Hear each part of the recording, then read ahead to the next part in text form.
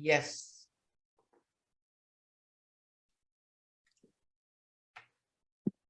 Okay, Barbara, would you like to kick things off? Sure. So this is our opening statement for this evening. The targeted harassment and threats, disinformation, and intentional misinformation that have surfaced and been spread in the course of our local campaigns this year are a disservice to our voters, our larger communities, and those who stand for election and believe in our constitutional form of representative government. It is our hope that all campaigns return to a higher level of interaction. My name is Barbara Inatsugu. I'm with the League of Women Voters of Santa Monica, working together tonight with the Committee for Racial Justice.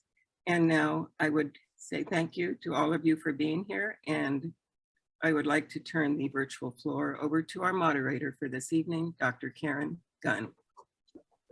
Hello and welcome everyone to Vote 2022 City Council, a virtual candidates forum presenting candidates for the Santa Monica City Council. This forum is being co-sponsored by the Committee for Racial Justice and the League of Women Voters of Santa Monica Education Fund, oftentimes fondly referred to as the League.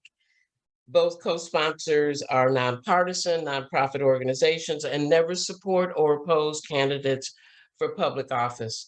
As Barbara said, my name is Karen Gunn and I will be your moderator for this forum. And my task as moderator is actually to ensure equal time for all the candidates this evening and to provide or support a civil and productive environment by graciously but firmly enforcing the guidelines and rules that were agreed to by all of the candidates prior to the forum.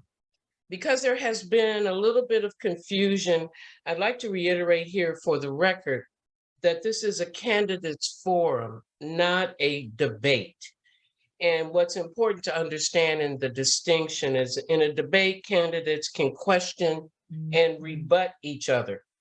Candidate forums like this evening's forum provide candidates with an opportunity to share their ideas and plans for serving in office by answering questions that will be posed by me, the moderator.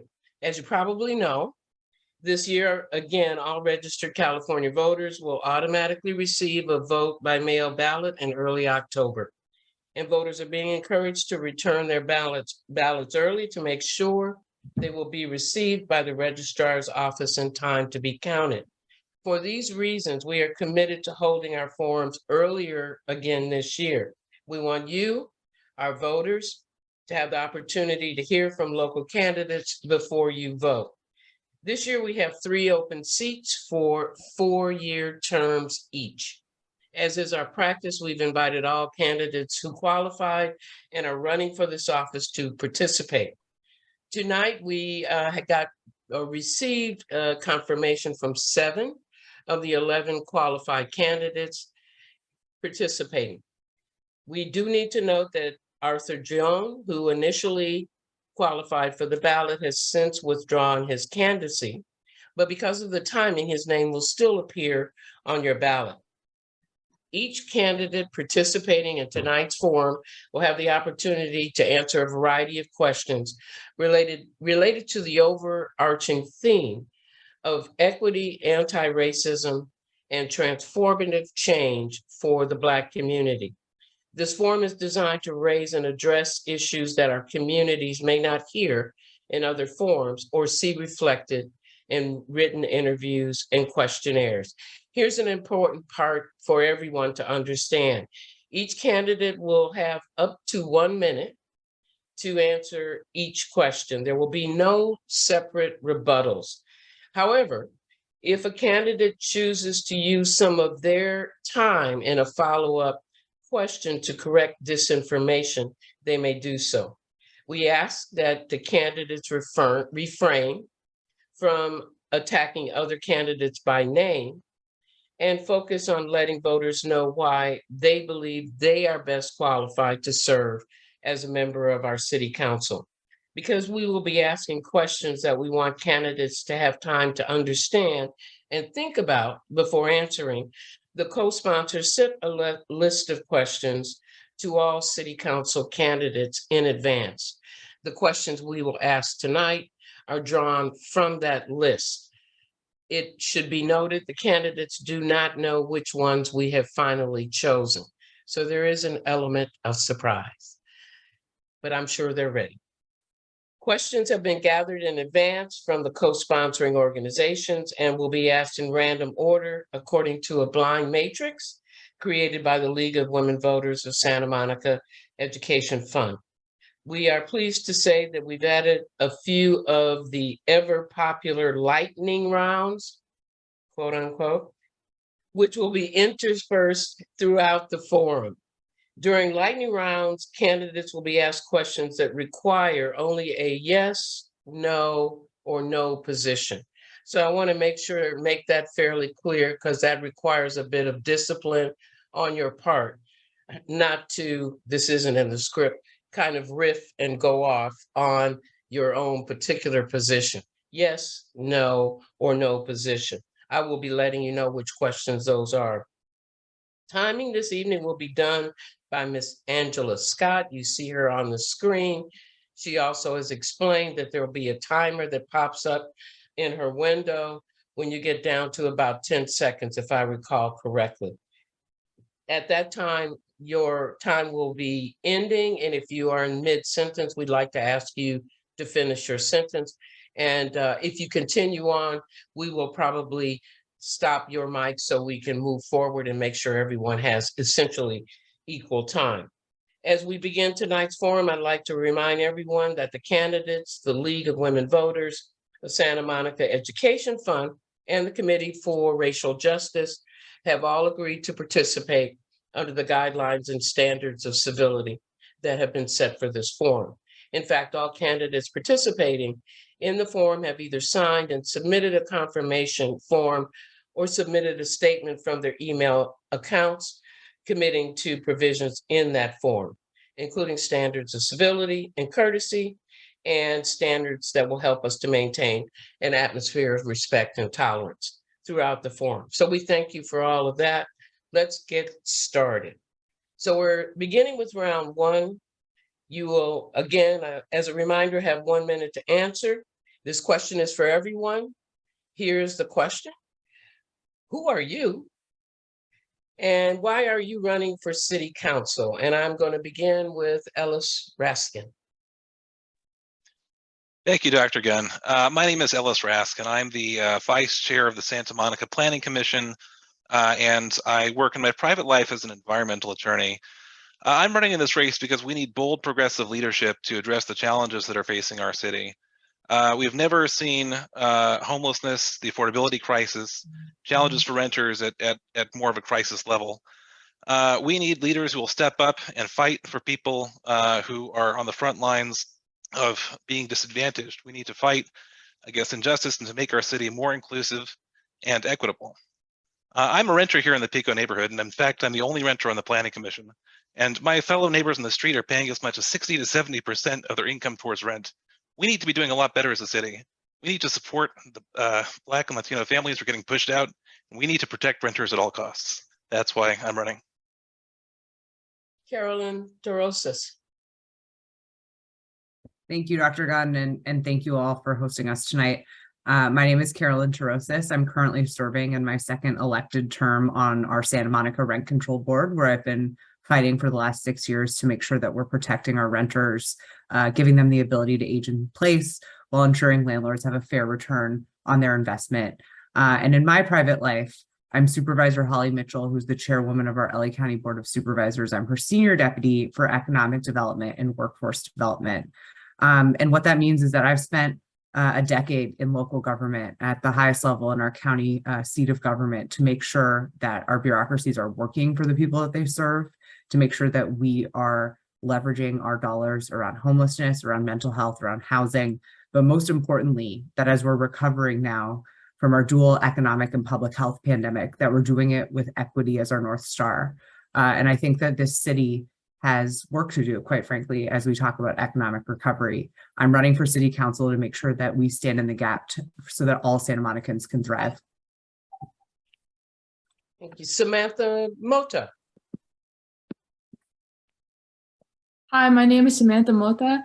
I'm a community gardener, a community activist, and your youngest candidate running for city council.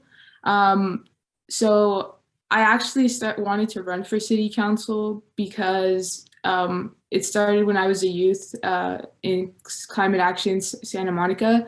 When I knew that City Hall was where I could make the biggest change and greatest impact within my community. And then now at 24, I just had the confidence and courage to do so. Thank you. Natalia Zernitskaya. Hi, I'm Natalia Zernitskaya. I am originally from Belarus. My family and I were Jewish refugees from the former USSR. We moved here after the fall of the USSR because we were escaping persecution and oppression. I grew up in the San Francisco Bay Area, and after graduating from UC Santa Cruz with a bachelor's degree in economics, I decided to move down to the LA area. And for nearly 12 years, I have been part of the Santa Monica community. I have been showing up, I've been doing the work, and I've been getting things done.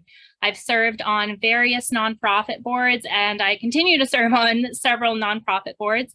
I was previously also on the city's audit subcommittee, and in my professional life, I am a financial analyst and senior due diligence analyst, so I also have a great financial background.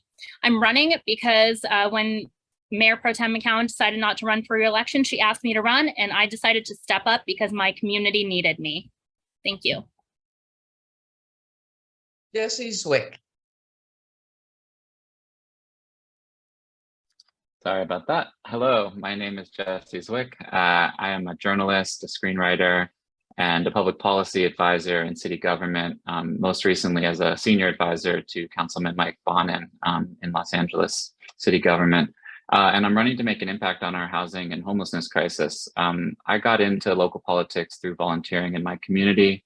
I could not keep numbing myself to the level of suffering on our streets, so I started volunteering every weekend in homeless services. But I got very tired of the fact that every time I managed to help someone get off the streets and on the path to stable housing, I would see 2 more people immediately take their place the next day. And I got tired of seeing young parents too afraid of letting their kids run around their local park or neighborhood. Because this crisis is hurting all of us. It's hurting our economy and it's hurting our humanity. And I'm fighting for things that will keep people in their homes, including rent control, subsidized housing for people who can't afford to pay market rate rents, and enough housing options overall so market rate rents don't keep soaring for the rest of us. There we go, that's the time. Troy Harris. Hi, my name is Troy Harris. I'm originally from Phoenix, Arizona. I've been living in LA for 15 years and Santa Monica for 9 of those 15 years. And I'm running for city council because I recently changed my life around and I want to change the city around. I have a background in logistics. I've been working for UPS for 12 years. And in that role in sales, working with customers that are businesses, I work with them like I would work with the city, where there's multiple stakeholders that have unique needs and they all have the goal of growing the company, but I have to find out the needs of each one and deliver exactly what they need, not necessarily what they want, but what they need. And that's what I want to do for the city, because we have from police to businesses to the city manager to city council to the residents and different types of residents. Everybody has what they want, but if we can deliver what we need, then we can all coalesce and grow and be happy and thrive. And so that's what I bring to the table. I used to be the commissioner on the Clean Beaches Committee, and I'm very happy and hopefully get your vote. Let's thank you so much for the first start of this. I hope you all have gotten used to having the little timer there and that it's not too terribly distracting.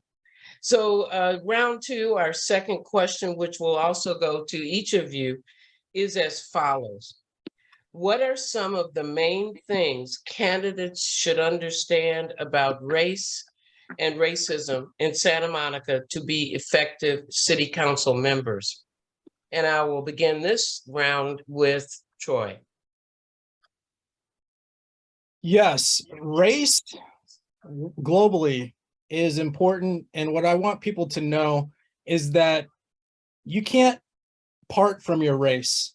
I know myself as Black before I know myself as a man, before I know myself as in my 30s, before all these other identifying factors. And people see this as well from far across the room. So you can't part from it. And we are all children of generations from before us. So we're descendants of activities of the past, and how people of our race were treated reflects us. And so we have an opportunity to change, but we're not unique in just ourselves. And so we have to know where we've come from. And so racism, it affects people. And so you have to know that you can't spread hate. That is not the goal. What the goal is to have harmony within each race. And that's what I want to bring to Santa Monica. Jesse Zwick. Yeah, I think race and racism, what the council member needs to know and what people in Santa Monica need to know is that there are different levels to this issue, and that there's on the surface, I believe Santa Monica is a tolerant and progressive place, and one might then draw from that conclusion that race and racism are not issues here, but it's more complicated than that, because in addition to how we treat each other on the surface, there are all sorts of unseen elements to what constitute race and racism, built-in advantages and disadvantages in our systems, ways in which people are privileged because of either their socioeconomic background or their color of their skin, in all sorts of unseen and subtle ways. So I think part of addressing it is about treating people decently and equally, but a bigger part of it is looking at those systems and figuring out how we can better even a playing field for people, so that not only are we going to say the right things and be decent to each other, but we're going to create real equity of opportunity. Thank you. Natalia. I think that's something that some of the things that candidates should understand and should share about race and racism, particularly in the community of Santa Monica, is that racism is not just what we see at the surface level. There are microaggressions and there is systemic racism built into a lot of the things that are still currently in play in Santa Monica. For example, we're still suffering from the effects of redlining. We haven't corrected those past mistakes, and we have to do that work to correct those things.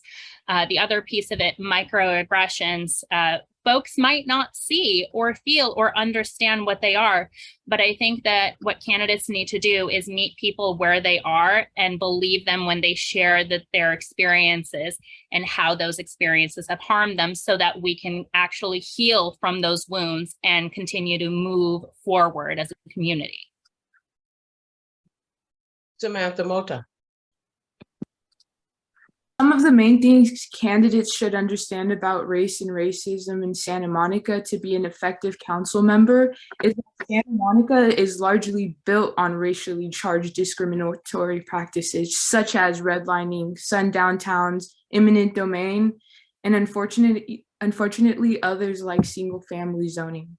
Some of these exclusionary laws still exist to this day, and they must be changed. Like a lot of us grew up here and we still feel it to this day. Like these are traumatic experiences that a lot of people don't understand unless you're probably Black or brown, we're here and we want our voices heard. And so I think through prioritizing our communities, it supports and champions us. Thank you. Carolyn DeRosas. Yeah, I think what people need to understand, and I don't say this lightly, is that government in general, and specifically Santa Monica, city buildings were built on white supremacy. And what I mean by that is that we literally displaced hundreds of Black residents in our Black community to build our city services building. And I want to be clear that, as Natalia said, we have not, as far as I'm concerned, taken all of the steps that we need to take to apologize, to reckon with our past racist history, and potentially the way that that history shows up in how we deliver our city services. It's one thing to say that I'm not a racist, it's another thing to be anti-racist. And I think that what a city council member needs to understand and needs to go on their own, journey of learning to ensure that we are rooting out racism and white supremacy at every level of our city services and at our government. Ellis Raskin.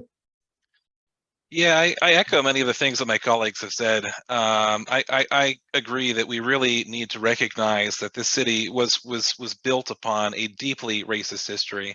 Many of my neighbors today are family members and descendants of folks who were kicked out of homes or bulldozed to build the freeway here. I continue to hear stories of folks here in the Pico neighborhood who remember back in the 60s and 70s when the police department actively recruited white cops from the Deep South. And we need to understand how that history has played out and has built the city that we live in today. And it's especially important, as others have said here, to actively be an anti-racist and to actively partner with the Black and Latino and other disadvantaged communities in our city to be anti-racist and to actively stand up against institutionalized and structural mechanisms that make it that continue to perpetuate racism today. We all need to do better. Thank you, everyone. Let me move on.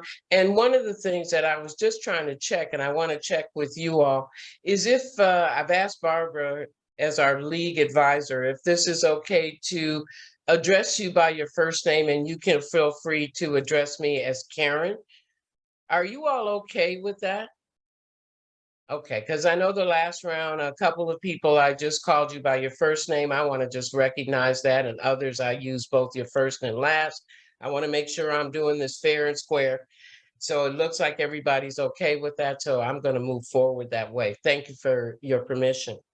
So this next round of questions, I'm going to be asking 2 questions. The first will be answered by 4 of you here, and the second by 3. So the first question, that means you probably got to listen up because you don't know which one you're going to be. Question number 1. How should the city address the unhoused, mentally ill, and drug-addicted people in our parks and public spaces? And I'll begin this one with Samantha.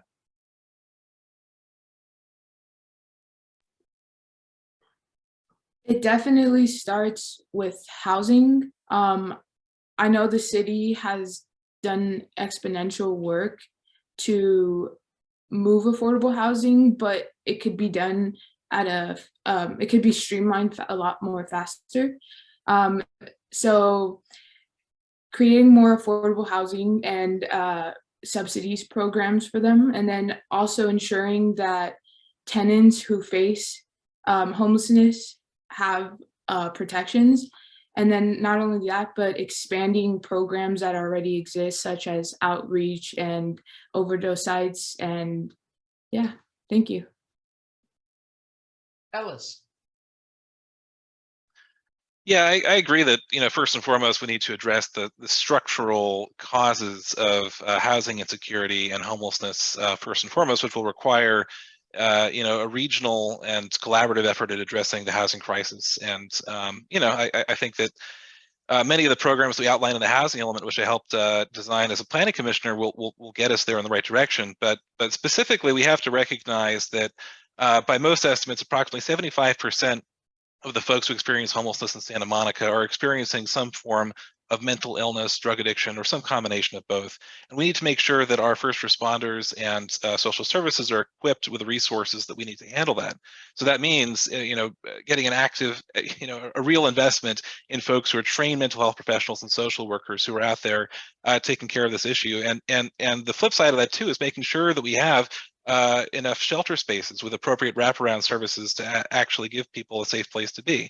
San Michelle, as we know, has been inadequate for years, and we need to do better to get more shelter beds. Natalia. I'm really glad that I get to answer this question because I actually chaired a study on homelessness a couple of years ago, and the resulting policy positions that we came up with were then used at the state level to create a homelessness action policy that's being used around the state. There are as many reasons for homelessness as people that are experiencing it. But with respect to the types of folks who are experiencing homelessness as addressed in this question, on a long-term basis, we absolutely need more housing with wraparound services, so more supportive housing. We also need more local mental health beds because some folks are experiencing significant mental health crises, and we cannot address them if we can't have a space for them in our own backyards and we have to put them on a bus or a car or something, you know, like 10 to 20 miles south of us. That's not going to work. We need to allocate more funds and resources to mental health beds and to train mental health professionals. Thank you. Jesse. I think our parks and our public spaces are scarce and in high demand, especially for the large amount of apartment dwellers, people who are raising families and really need access to open space. And we can all agree that parks and public spaces are not places where it's healthy or safe for people to sleep. I think people also have come to the realization that our criminal justice system has not and is not going to solve homelessness and other social and economic problems. But they haven't seen the alternative systems that we talk about a lot take shape here in Greater Los Angeles and Santa Monica. It's been more than 2 years since we marched for Black Lives and for a reimagined system of public safety, but we barely have pilot programs to show when it comes to these mental health systems, these emergency response vans, these other things, these other unarmed services of care that we need in our communities. These programs are well established and well documented in other jurisdictions. We don't need more pilots, we don't need more study. We need to implement them and show our citizenry that they work, and we need to put resources behind them now. And that's what I'll fight for. The next question for the remaining two of you here this evening is as follows. In addition to providing housing for unhoused people, where, if at all, do you think funds should be allocated to address this question of mentally ill and addicted folks on the street? Carolyn? Sure. Hi, Dr. Gunn. So in Karen is addition, good. sorry, that's right. I can't help it. In addition to housing, I think my colleagues touched on this, but we have to leverage our position as a regional participant. We need to work with our Council of Government, our West Side Cities Council of Government, to get resources from the County of Los Angeles. I know this for a fact because I work there. There's a $20 million innovation fund for homeless services that the city of Santa Monica has not applied to. There is a $4 billion mental health budget for our Department of Mental Health. We need to be working with our regional partners, our sister cities, and as well as our county and state legislators to make sure that we are getting our equitable share of funding, to make sure that we're getting our equitable share of services. Additionally, where would I put city money? I would absolutely put city money towards street outreach teams. But again, I think supportive housing is absolutely key here because you can take people all day, but if you have nowhere to put them and there's no supportive housing, transitional beds, et cetera, that's a significant problem. Troy. Yes, I actually came up with an idea for how to treat people dealing with homelessness, specifically recent homelessness, which is called DIGS. It's an acronym that stands for Demerits in Addition to Gold Stars. And it incentivizes people to give themselves self-love. And through that, when they're eating right, sleeping right, exercising right, they can get a cash card with money rewards to help themselves get back on their feet.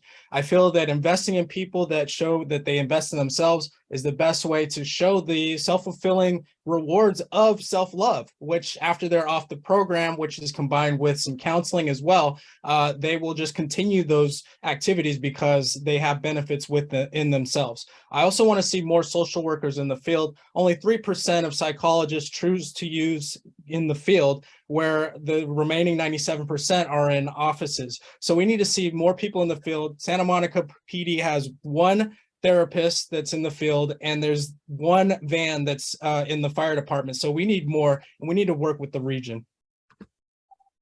Let me move on to round 4, and this next question will be answered by all of you.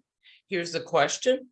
The Police Officers Association, otherwise known as the POA, is a powerful force in this community, partially because the City Council allows it to be so. As a City Council member, How would you respond to proposals from this police union that block the effectiveness of the Public Safety Reform and Oversight Commission? I'll begin this round with Carolyn. Great. So you might know, but I was a strong early supporter of establishing reform commission and oversight body. I think the hallmark of any successful police department or sheriff department is to have that oversight. Government is about checks and balances. I would work to maintain the PSROC, maintain the support for the PSROC. And I actually have said this publicly as well. We need to be giving the PSROC opportunities to directly address council. We need to elevate their role, their recommendations, and their ability to work with the Police Officers Association, not in conflict, by having folks that are full-time staff for PSROC and folks that are coming forward from the commission to be able to actually share their learnings, share the work, and share the recommendations with council so that council can make implementation plans for the work that PSROC is doing. I think part of the stranglehold that POA has is the folks that have been elected to council. So you don't like it, elect new folks. Thank you. Natalia. So this is a great question, first off, because I think that there is a disconnect in the public's trust in our law enforcement. And, obviously a lot of that stems from May 2020. And we are working towards rebuilding that trust. So how I would respond to these types of proposals is to really show the POA what there is to gain in the community in rebuilding that trust by showing them that transparency and accountability actually serves their officers as well. When there is trust between the community and the officers and law enforcement that serve that community, we can actually come together and have a better community, a more safe community, a community that everybody wants to belong to. But we can't do that without independent civilian oversight of our law enforcement. Thank you. Jesse.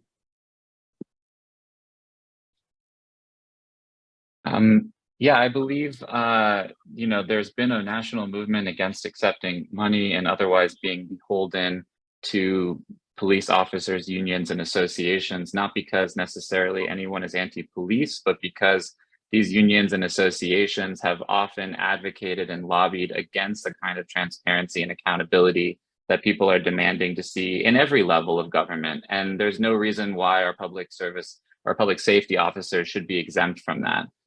And, what would I do with proposals to block the effectiveness? I would stand against them. I would be a voice of reason and one that says, we're not seeking to punish the people who are trying to keep us safe. We're trying, as Natalia said, to make it an agency that is transparent and accountable and has trust with the community, which would better enable it to do its job. Troy. The one word that comes to mind to me is principle. And I would, based on principle, talk to the Police Officer Association and say, we all chose to do this job that we're in right now. So it may not always be great, and we may not like all the aspects about it, but based on principle, let's come to work and do the job. And hey, the money is not so bad in the end of the day. I draw my experience from working with the drivers. If you can imagine a young Troy Harris in the hub talking to a lot of drivers, about 50, and these folks, they work very hard and they value their time. And I'm talking to them about, hey, can you please talk to the customers and see if they want to talk to their rep? And you have to build up the confidence and say, yes, we are all here to do a job. Let's do it. And they didn't like it, but we all have families to feed. So let's do what it takes. So when it comes to the POA, don't block the oversight committee and their effectiveness. Just do what it takes and we can all succeed, because at the end of the day, we need to be responsible. Ellis. Yeah, again, I find myself agreeing with many of the excellent points that have been made here. And I really do agree that our entire community is empowered when there is strong oversight of our public safety officers. But we've had an opportunity over the past 2 years to, as a community, collaboratively engage in a process of reimagining how policing and how public safety can be accomplished in a way that is both equitable and inclusive. And it's really important for us to stay focused on that fundamental driving purpose of our mission here, and to understand how policing and public safety has been controlled by racist institutions in the past, and how we can do better and how we need to do better as a community. And so I think that we can implement some common sense policies to ensure that the PSROC remains an independent body and continues to have the opportunity to provide oversight and reflection. Samantha. As a former member of the Public Safety and Reform Oversight Commission, I would actually turn down any proposal the Police Association brings to the table, because I know what it's like to be barred from questioning credibility, accountability, and integrity. And we found out that, through the OIR report, that our police department couldn't be held to the utmost standard with their own internal investigation. So we had to go to an independent investigation where there was over, I think, like a bunch of recommendations just that still need to be done. And I think their voices need to be empowered, and not in conjunction with the police association, but with them. Like, we're with them the whole way. Let me turn now to the first lightning round, which apparently everyone likes to see. For this round, you will be asked a series of questions that will be answered by responding with one of the following. So this is the short answer action in our forum this evening. It may take a little discipline, but we have faith in all of you. Here's the first question. Again, what we would like from you is whether you support, oppose, or have no position. Support, oppose, or no position. So I think everyone, I see them nodding their heads, so I think you've got it. Here's the first question. Do you support civilian oversight of the Santa Monica Police? Natalia. Yes. Support. Support. Samantha. Support. Troy. Support. Jesse. Support. Carolyn. Strong support. Ellis. Also strong support. As the Staples commercial says, that was easy. Second question.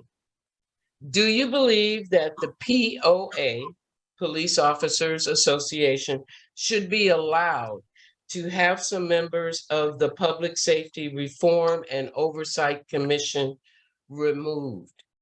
Again, support, oppose, no position. I will begin this one with Carolyn. I wish I could explain, but I oppose. They should not be able to remove people. Troy. Oppose, like, yeah, I think I got that right. Natalia. Oppose. Jesse. Oppose. Ellis. Oppose. Samantha. Oppose. Thank you. You're getting the hang of it. Do you believe, here's the third question. Do you believe that the streets of Santa Monica are as dangerous as some of the recent local newspaper articles are saying? Yes, no, no position. Everyone clear about the question? Ellis. No. Carolyn. No, but I want to explain. No. Isn't it tough? Samantha, No. Natalia, No. Jesse, No, but this could use a longer answer. Yeah. Troy. No. I appreciate the fact that many of you held yourself in reserve because you wanted to say much more. This is a hard one to do as candidates. I appreciate that, and so does the league and CRJ. So let me go back to a different format that allows you to elaborate. This is a question that will be answered by all the candidates. Here's the question. How would you have responded to the 4 a.m. introduction of a proposal with no public input and written by landlords, which probably would have called for a change in the city charter around rent control if it had been adopted? Do you need me to say that again? Okay, I'll begin with Samantha. I would pass a motion to actually turn it down. I know that Vonna had the best interest at the community at heart, and it shouldn't have gone about that way. And so, now that it got really bad during that, so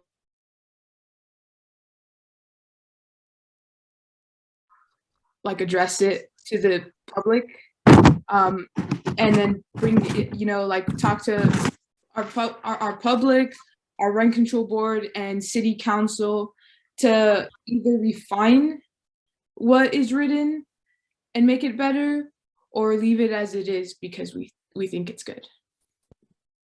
Samantha, I just want to let you know there was a little bit of breakup, and unfortunately we missed a little bit of a snippet of what you said. So hopefully your signal will become a little stronger and more consistent. But I also want to remind everyone that as they answer the questions, we'd like you to refrain from mentioning anyone by name and stay focused on what the issue is and what the question is asking you. So I hope that we can abide by that. That's really important. Let me turn now to Ellis for his answer to that question. Yeah, I was there at 4 in the morning when all this went down, and it's important to contextualize how this all came up. That proposal came up after the city council had heard from some really well thought out and really common sense reforms that were put forward by our subject matter experts on the rent control board. I think that this is an important lesson for all of us to understand just how fragile our system can be if we don't stay vigilant and remain focused on one, protecting renters and ensuring that we have the strongest possible rent control laws in the books, and two, ensuring that the rent control agency and our elected rent board commissioners are given independence and given the authority to act as subject matter experts in their field. I think, due to the strong work of many of our leading proponents of rent control, including some of the original authors, we have gotten to where we are now, but we need to stay focused and protect renters. Natalia. I would have listened to not only the subject matter experts of the members of the rent control board, but also the general counsel for the rent control board.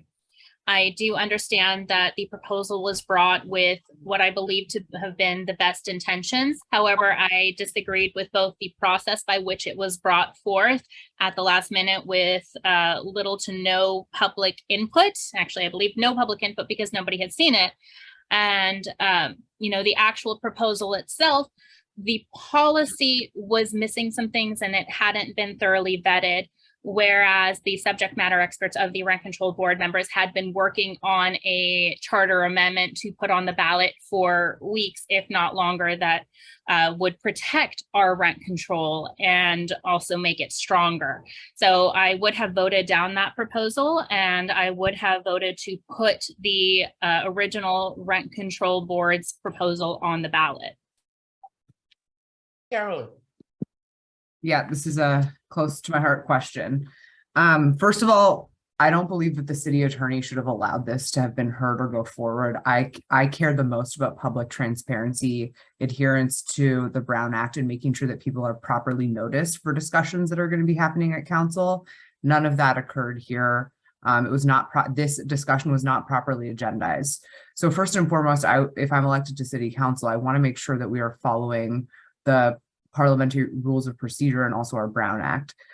Secondly, I think transparency is why I got into local government. We need to be transparent in allowing the public to discourse on changes, huge things like changes to rent control. We need to call on experts. We need to have all stakeholders at the table. I personally would disavow any proposal that comes before me without having enough public input. That leads to a chilling effect from public participation in local government. And then finally, I think that rent control is about community stability and not about affordable housing. I absolutely would have proposed the proposal.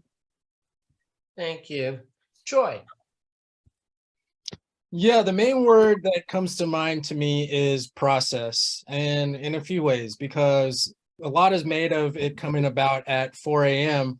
So when meetings go that long, something's wrong with the process, and leadership should change it so that it can be more efficient.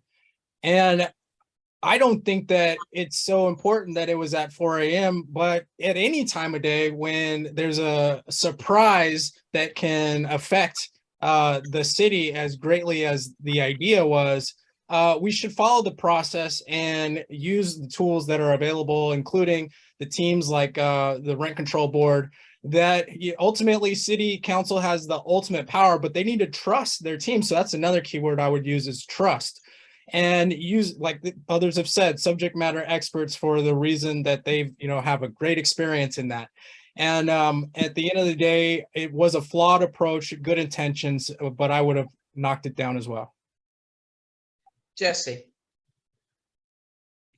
When we talk about this specific instance where, as people have mentioned, we're talking about the merits of a specific proposal, but we're also talking about the process by which policy is developed and voted on and made available to the public. On the level of policy, I would have proposed any attempt to undermine our city's rent control law and prevent it from applying to the most number of people as it currently does.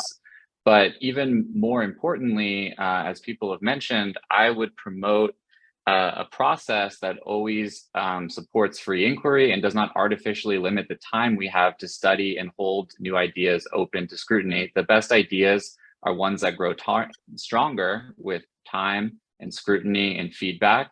And the best ideas are able to withstand those things and incorporate feedback and come to a better policy. So the simple means by which this proposal was introduced was disqualifying for me.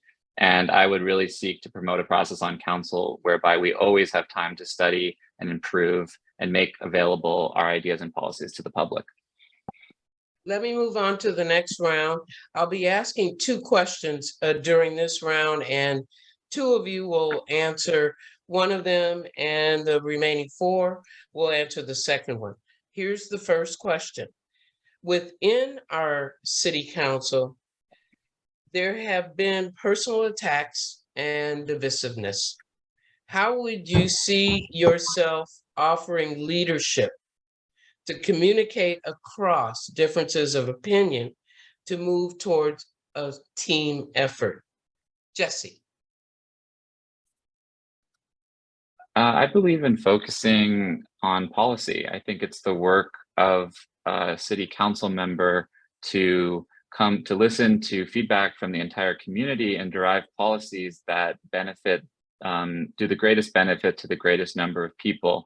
It's not about winning political points. It's about debating the merits of different proposals and their effectiveness and their ability to help our population. So I would lead by example, not by seeking to score political points or leveling ad hominem attacks against my colleagues, but rather by debating things on their intellectual merits, by referencing studies and not personal rumors or personal critiques of other council members or their followers, but rather by keeping the discussion to what I believe are the true bounds of what City Council is supposed to cover, which is differences in policy and determining which would be the most effective and helpful for the citizens of the residents of our city.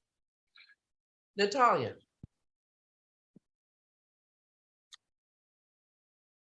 I would do what I've done for the last 10 or so years, and that's focus on the actual issues and avoid getting personalities into the mix. I am very skilled in the art of civil discourse, which is both an art and a science. I have my I Heart Civil Discourse button around here somewhere. And I've also been trained as a civil discourse facilitator. So I believe that not only civil discourse, but nonviolent communication and bringing things back to what is the actual issue at hand here. And sometimes that may also require taking a step back.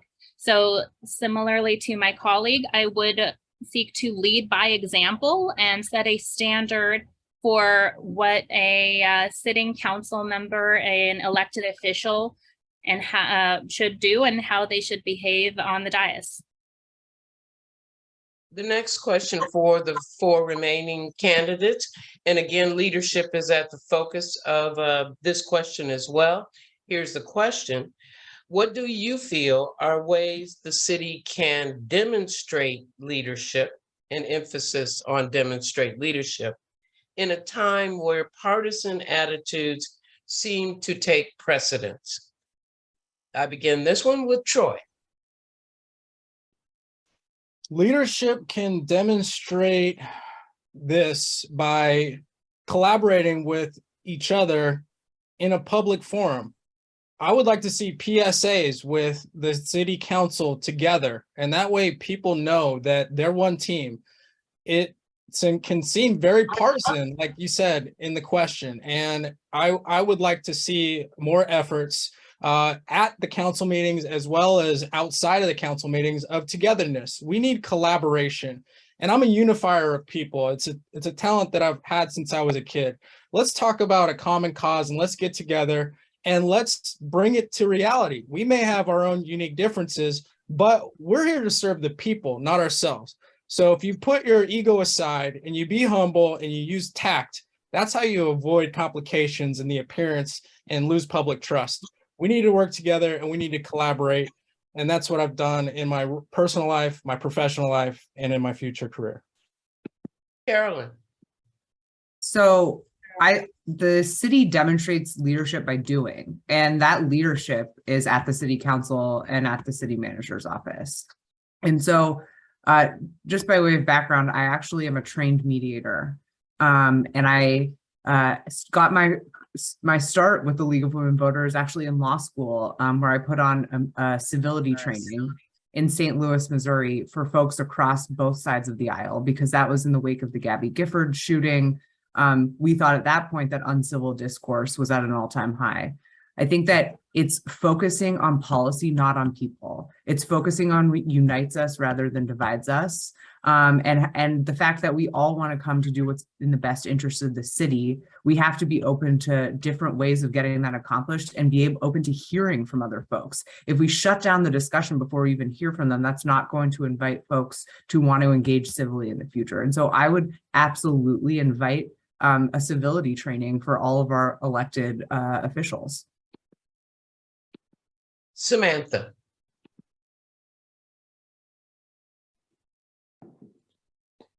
So I know that as not just as a city council, but as human beings, we often can get into conflict over our political differences, failing to realize that we have a lot more in common than we would like to acknowledge. And so focusing on policy reform that best reflects the city and the community so we can make these changes and work collaboratively and actively with our community to make it happen. We're here, we want to see this change going on. There's movements happening, and I think there's a lot of policies, funds, and grants out there that the city can utilize and take advantage of. Ellis?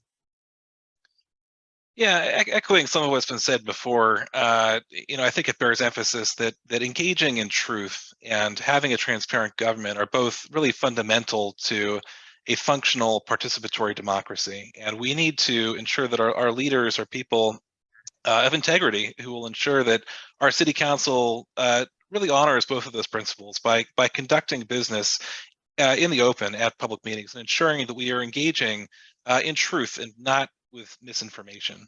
I think it's important too to emphasize that leaders here in Santa Monica really need to take bold action on progressive values. So often we see that the leading progressive cities in California serve as a model for the state, and in turn California can serve as a model for the rest of the nation and in turn the rest of the world. I think we need to continue to take bold action on issues like inclusion and social justice in terms of sustainability and climate change and in terms of protecting renters. And we need to ensure that we stay focused on honoring our democratic values and progressivism. Let me move to the next question, which will go to all of you. What would be your response as a council member if constituents came to a council meeting and demanded that you, the council, should cause certain books to be removed from Santa Monica public libraries? And I'll begin this one with Carolyn. Yeah, so I actually believe that this is pretty settled case law, that in the highest courts that this is a violation of our First Amendment right to free speech. We will not be removing any books from our libraries. I don't think that we should do that. And if I were on council, I would make sure that we adhere to our settled case law. There is a very, very narrow exception to this for obscene literature that relates to a very, very narrowly tailored purpose. But again, I would not support any sort of banning of books, removal of books. I think, you put that forward as learning, as history, as information for people. People should have access to information and draw their own conclusions from that. So I would not be in support of any sort of removal of books from the public library. Natalia.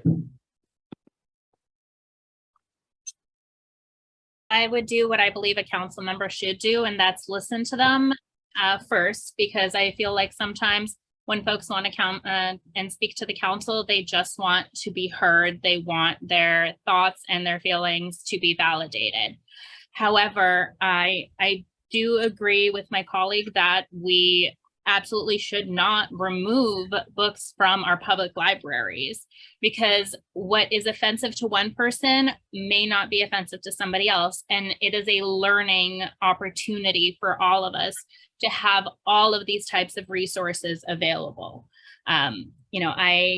Generally speaking, I believe that access to more information and more primary sources is a good thing, regardless of whether or not you agree or disagree or have no stance on them. It's best to have all of that information available, and we shouldn't be removing any of that from our libraries.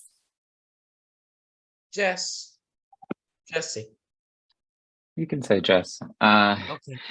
As people, individuals, we all may have personal preferences or things we take offense to, but as public officials, it is our job to uphold the freedoms under the Constitution, and those include freedom of speech and freedom of expression.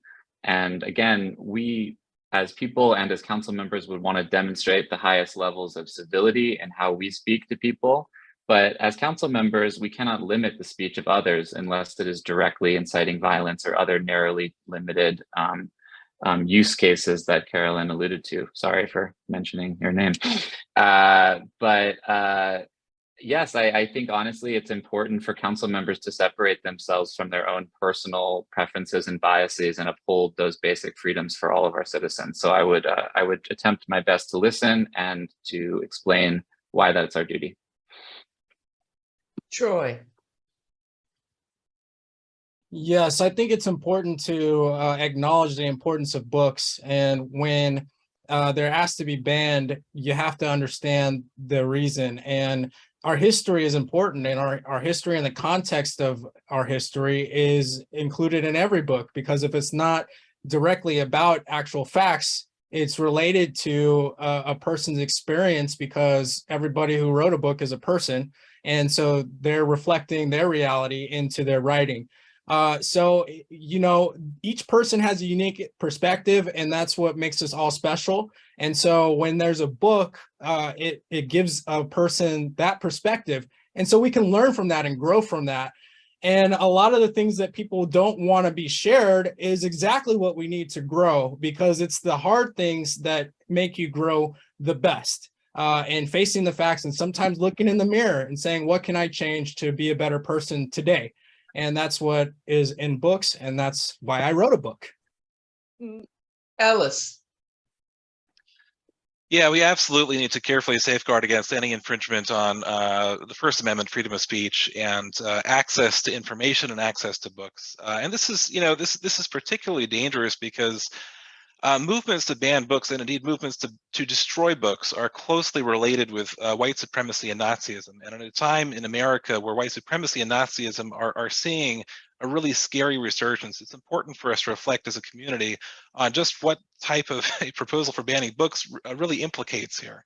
I've stood up as an attorney and as a Jewish American, you know, with the ADL and with other groups, to fight for First Amendment rights and to fight to ensure that access to information is carefully safeguarded. And again, this goes back to the point that we've all referenced in some respect earlier, but we need to, as a community, engage in truth and engage in a public discourse that's based in facts. And once we indulge proposals to ban or destroy books, it's very dangerous. We can't indulge that. Samantha. So I would let the constituent know they are acknowledged and heard. And then I would proceed to disagree, to uphold our First Amendment right to speech and expression, but also to let them know that we should be empowering readers, not censoring them. Book bans harm communities because students can't access information, and the community would lose the opportunity to learn and build. In the age of information, we know this is important, as we've seen from like ancient history.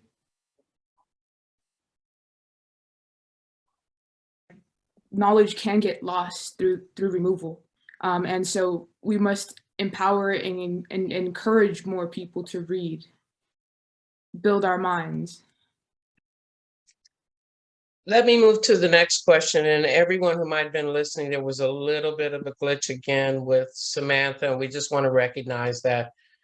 So again, Samantha, just wanted you to know too, there was a little bit of a gap. Your next question is coming up, is also for everyone. Here it is. The Santa Monica POA, again, Police Officers Association, has $100,000 to spend on this election. Developers have been accused in the past of spending big sums on candidates.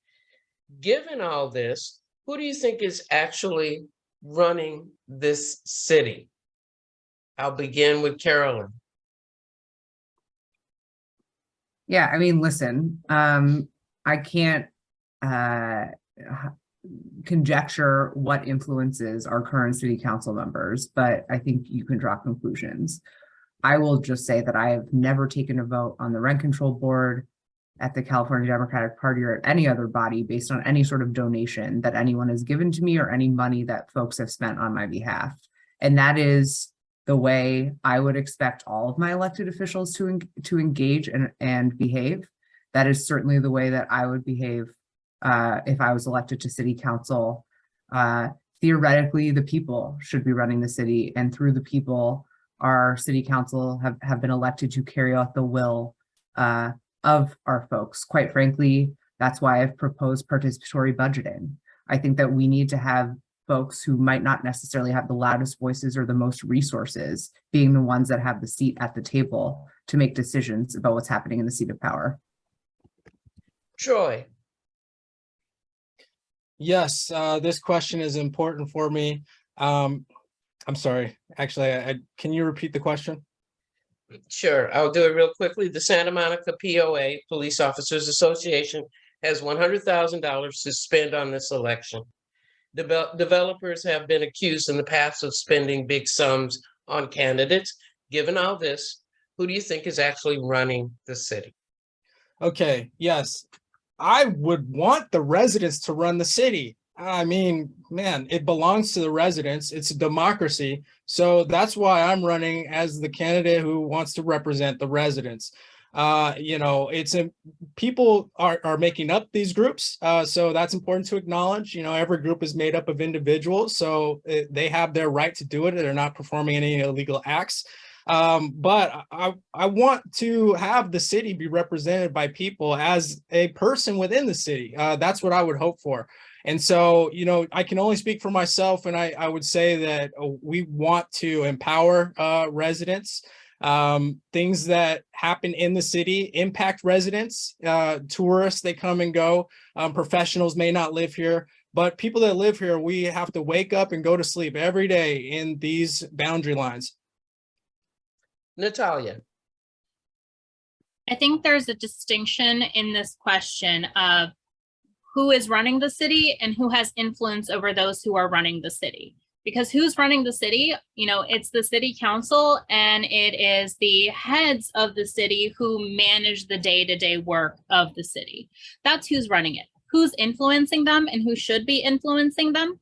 I believe that everyone who is currently serving, you know, believes that they are seeking to work in the best interest of the city. I believe that we should be focusing not only on, as someone else said, the loudest voices in the room and who shows up, but also paying attention to who's not showing up and how we can enable those voices to be heard.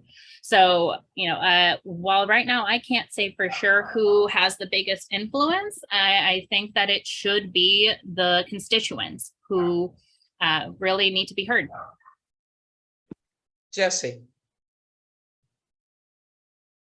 It's when there's very large sums of money being spent in an election from specific interest groups, it's very hard to escape the perception that they are not wielding an outsized influence on the people whom they support. That's one reason among many for why I've explicitly stated that I don't take money from any corporations, developers, or police officers associations. So as to make it clear to constituents that when I make decisions on the dais, it will not be influenced by any of those groups.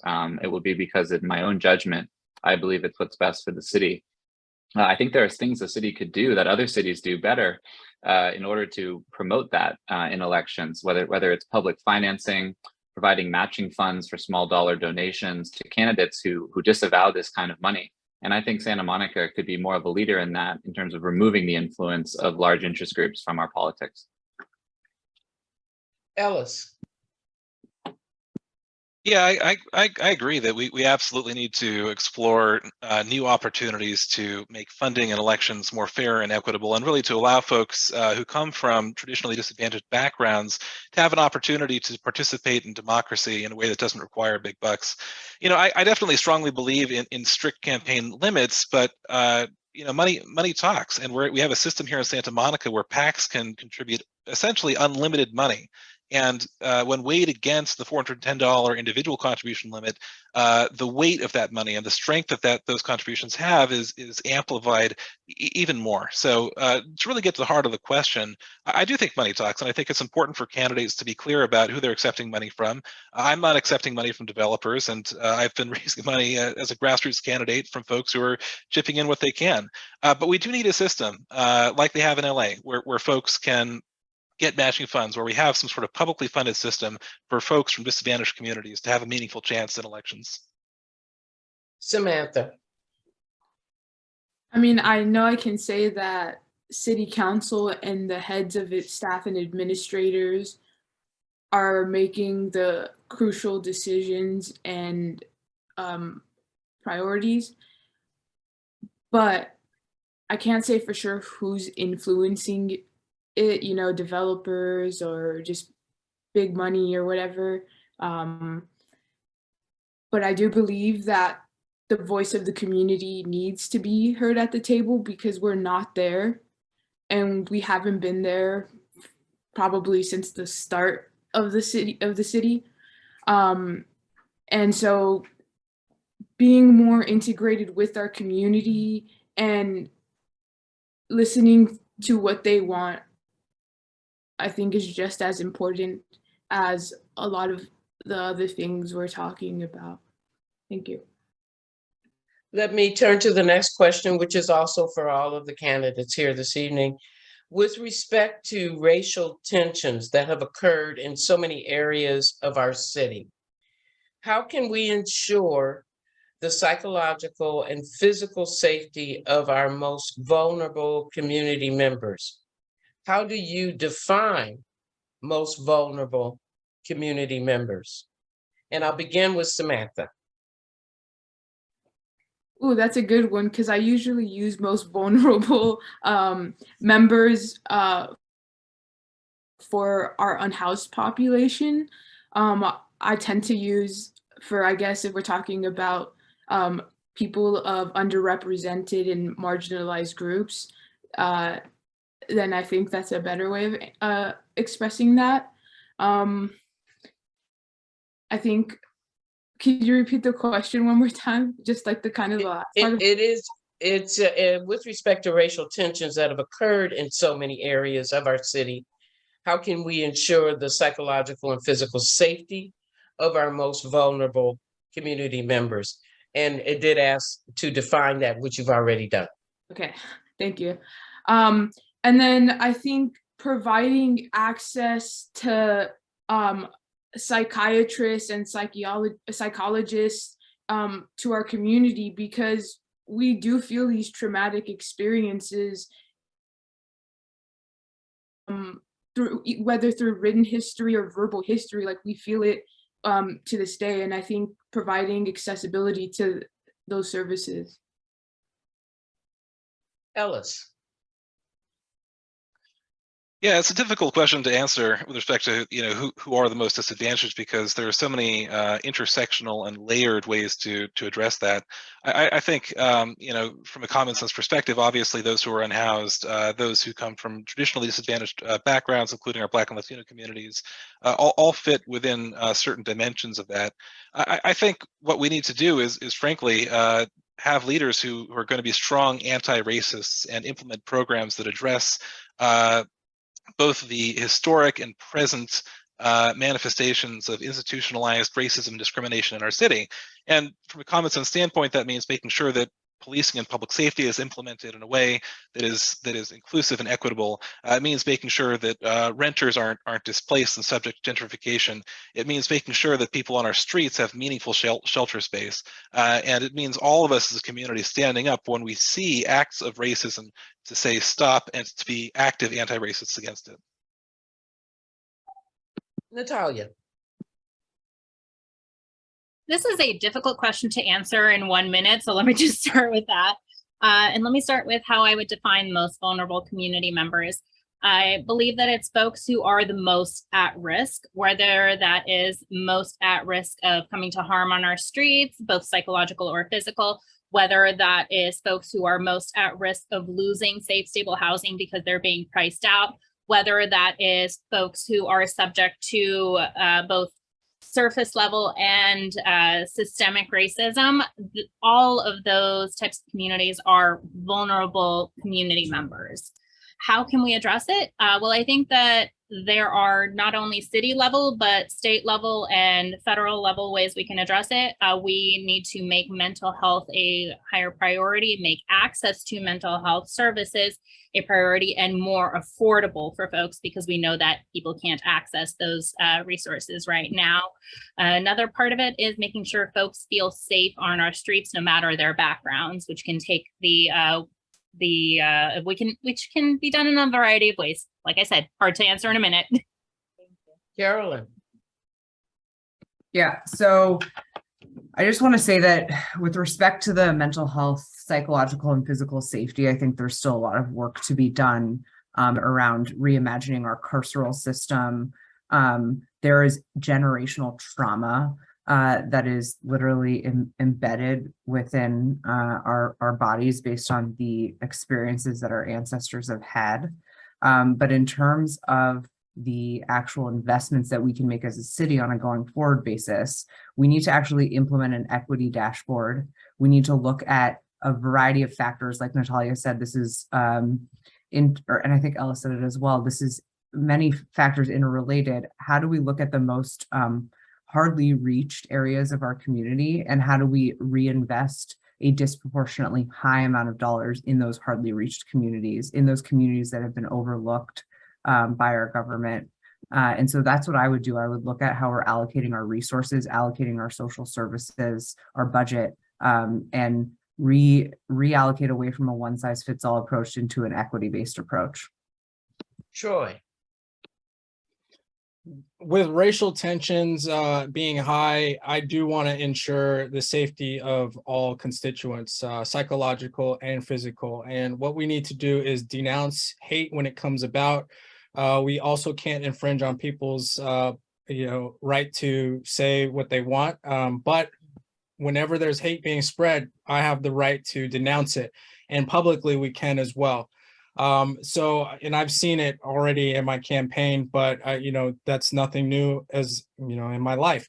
What I would say is what's different is I want to instill self-esteem in each individual and use that as something to remember when you're attacked on your race. You're not whatever they called you or whatever they cast you as or however they stereotyped you. You are you. You are different. You have the ability to show that, and you are that. You know your experiences, nobody else. And that's what I would help people understand. Who's vulnerable? It depends on how you look at it. But everybody has a race, so everybody's vulnerable. Thank you. Jesse. There's been a lot of good definitions of vulnerable. The one that came to my mind are those who lack power or agency over their lives and their safety. Obviously, as people have mentioned, mental and physical health care and shelter are important ingredients to having safety, and we need to start treating both of those things as rights in our community. And in addition, I believe we really need to elevate the voices of those who are most vulnerable and most impacted. We need to provide forums, commissions, and other settings for council to listen and understand the issues that are most impacting vulnerable people. How can we properly protect people without these forums that elevate the voices and experiences of people with lived experience? I've seen this a lot on the issue of homelessness. How can we properly serve people and create settings that will improve people's lives if we don't listen to people who are unhoused in terms of what will actually get them off the streets and what they think would be most helpful to them? And I think we can apply that to so many vulnerable groups when it comes to listening to those most impacted. Let's move on to our next lightning round. So this is again one of those ones where you won't be able to embellish your comment with further explanation. It will be simply a 1 or 2 word response of support, oppose, or have no position. And this will give everyone an opportunity to hear where you stand on some local ballot measures that will be on the ballot. So this is an opportunity for everyone to hear where you stand. Let me begin with the first one. Do you support, oppose, or have no position on Measure GS, which is a citizens initiative that will tax real estate transactions over $8 million and provide revenue specifically for homeless prevention, affordable housing, and schools? This measure would have no sunset and could only be amended or repealed by another ballot measure voted on by Santa Monica voters. I'll begin with Ellis. Support, oppose, or no position? Support. Carolyn. Support.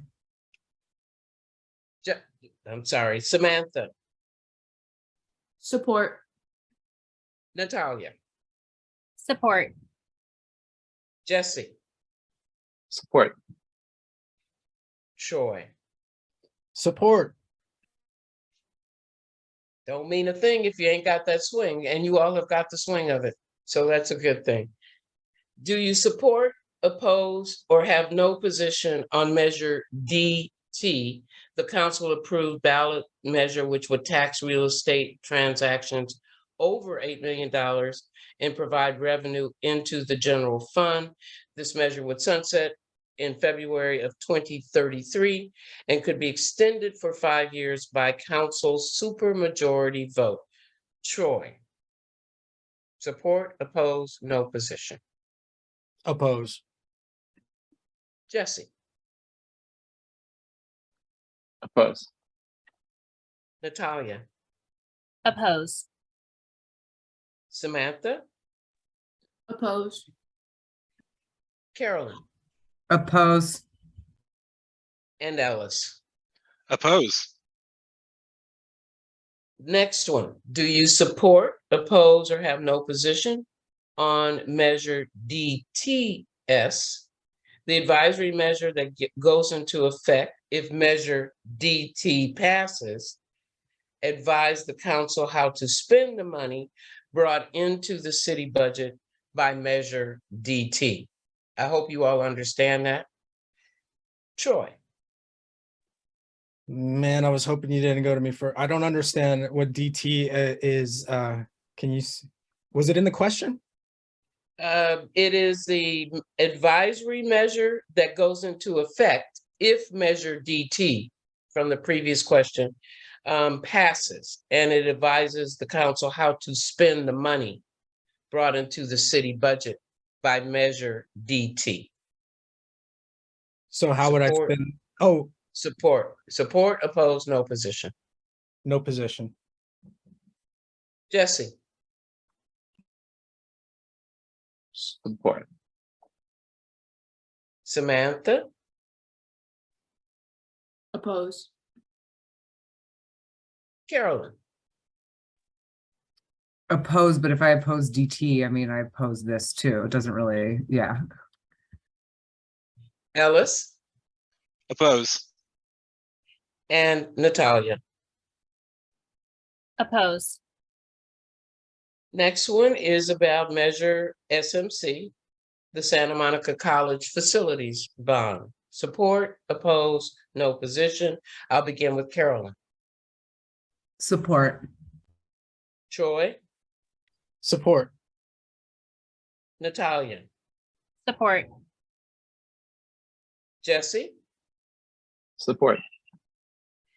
Ellis, Support. and Samantha.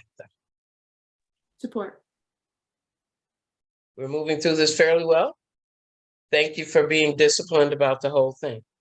Do you support, oppose, or have no position on measure RC, the rent control ballot measure, which would permanently lower the rent control general adjustment cap from 6% down to 3%? Troy, Support. Jonathan? I'm sorry, he's on my list. Ellis, Support. Natalia, Support. Jesse,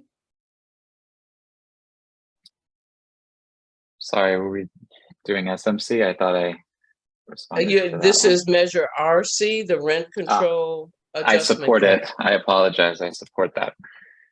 Thank you. Carolyn Strong support. and Troy. It says here, one, two, I'm missing someone. Did I get everyone? Samantha? Support. Thank you. Next one is a position, support, oppose, or no position on measure CS, the 1% transient occupancy tax ballot measure. That was a mouthful for me. Samantha, Support. Ellis, Support. Natalia, Support. Carolyn, Support.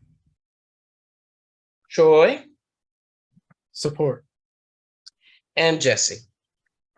Support.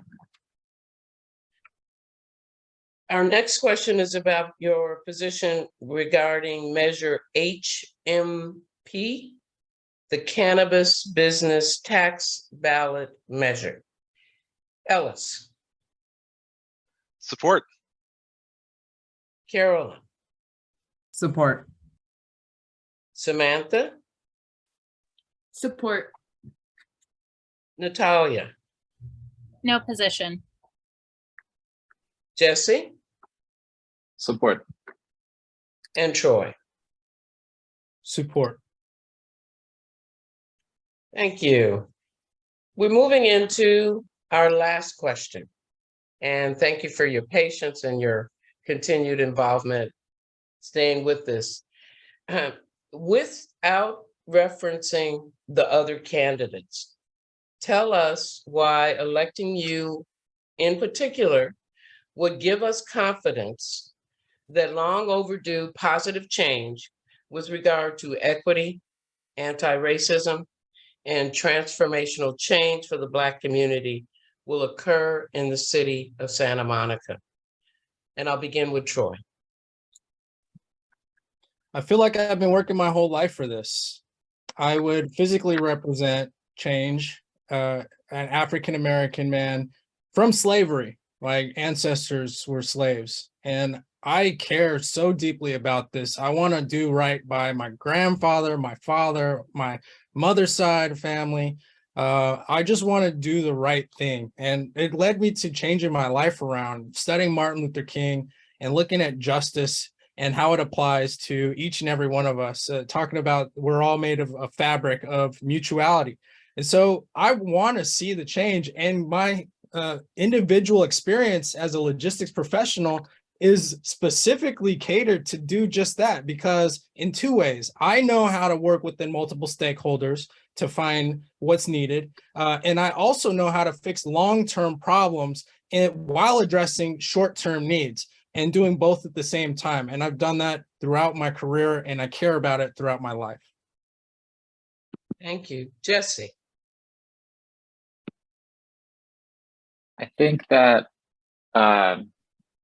housing is truly a foundation for our safety, prosperity, and health. And I'm someone with a background of working directly in homeless services and within our affordable housing system.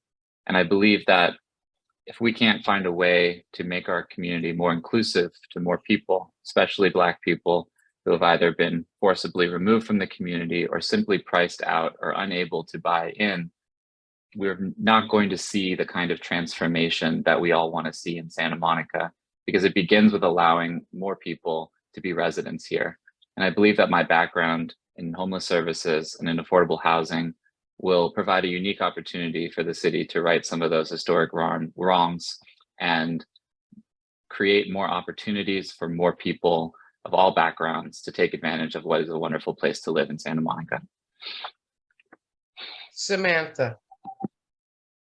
So electing me as your next council member would ensure there is an advocate and ally at the table for represented and marginalized groups, and to our most vulnerable groups as well. As an individual of the Black and Brown community, I can guarantee that this is the end of performative and unproductive allyship, because it is long overdue to destroy the system that white people have benefited from disproportionately, often exclusively, though through discriminatory practices and racist restrictive real estate covenants. We can prioritize these communities that are facing gentrification and displacement, and elevate our voices. And so by electing me, I would continue to be a champion for the community and what we stand for. Carolyn. Thanks. You know, my campaign has built a really broad coalition amongst multiple stakeholder groups, because I have the track record, the experience, and the access, quite frankly, to the resources and relationships that is going to elevate Santa Monica into an equitable, inclusive, not economically gated city for folks where everyone can thrive. I'm doing the work now. I've implemented at the county level the nation's longest guaranteed income program. I have overseen an equity-based economic recovery where we are prioritizing Black and Brown businesses and workers. I started my career representing low-wage workers in cases of wage theft. I understand what it means to advocate for folks who have not been at the table at the highest levels of government and make sure that they are having a voice. And again, I understand what it means to put your money where your values are. And I think that that's what this city needs to do to talk about dismantling systemic inequities and ensuring that we have representation for the Black community in city government. Thanks. Ellis. Yeah, you know, my record as a community advocate, an environmental attorney, and city commissioner really speaks for itself. As I mentioned earlier tonight, I began my involvement in politics here in Santa Monica, fighting against evictions that disproportionately targeted Black and Latino families here in the Pico neighborhood. And I've continued to be a strong advocate for the Black and Latino community here in the Pico neighborhood and citywide by both calling for the strongest possible protections for our long-term tenants, and also implementing policies in our housing elements and other public documents that give a right to return to folks who have been displaced from our community. And in that respect, I'm joined by many other community advocates, many who are here tonight. As a public agency attorney, I help cities up and down California try to figure out ways to build communities that are future focused and more equitable, and that does involve opportunities for workforce housing, transit-oriented development, and addressing long-term discrimination. And Natalia. I have a history of successfully doing this type of work. In a prior role, the organization that I served on the board of actually won an award for its DEI work. We did not do the work that we did to meet folks where they were at and to promote the inclusivity and equity within the organization for an award. We did it because it needed to be done, because democracy works better when everyone has a voice. And that is the type of idea and the ideal that I will not only support, but I will do the work to make sure that folks' voices are heard and that we actually make sure that our equity plan is put into play. We have an equity plan that's been in the works. We need to make sure that we see it through. We can't just rest on our laurels and say, look at all this great stuff that we've done. We have to keep moving forward. And I am a candidate that will make sure that we do that work because I've been doing that work. Thank you so much, everyone. And I did say that this was your last question, but I'd like to see if you'd be willing to indulge one more. Okay, very good. Since we do not and cannot know if there will be further surges of COVID-19, and we don't know about how severe future variants might be, nor indeed if there'll be even some entirely novel or new contagious disease of similar seriousness. What can you tell everyone about how you would approach decisions about imposing public health measures? Imposing public health measures. So it's right off the top. It's you haven't received it, so you'll come off the top of your head. And I'm just going to do this because they didn't give me a list of names, and start at the corner of my screen where Mr. Ellis is. Yeah, I think we've learned some important lessons over the last 2 years that any public health response first has to be based in truth and in facts and in listening to our experts. And that means common sense policies like vaccine mandates, mask mandates, but it also involves making sure that our public health response is rooted in equity and inclusion and protecting those who are most vulnerable. And that has many manifestations in a large-scale pandemic, like we saw with COVID-19. It means making sure that renters who are out of work are protected from eviction displacement. It means making sure that people with disabilities and access challenges still have a meaningful opportunity to participate in government and to engage with their elected officials. And it means, most importantly, making sure that those who are most vulnerable are protected. And you know, this is something that's going to continue to be a challenge for us as we continue to recover from the COVID-19 pandemic, and we need to absolutely be rooted in equity and inclusion. Troy. I think a response to a pandemic has to be dynamic. You have to have balance in what keeps our community running and the health of the people. So if you have to monitor and look at all the parameters, is it affecting children more than adults? Is it affecting elderly? Is it something that we basically need to look at all the parameters and adjust? And is there inequity where people of racial backgrounds, you know, blacks and browns, are not getting the same amount of service that the other folks are getting, of the majority? So to cater more towards that when the need is there. At the end of the day, we want to change things and get it back to normal as early as possible.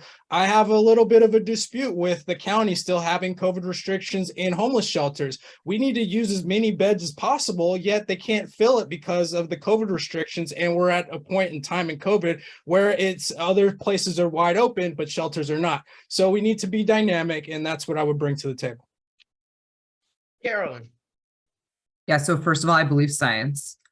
Second of all, I believe that the public health of our citizens is of utmost importance.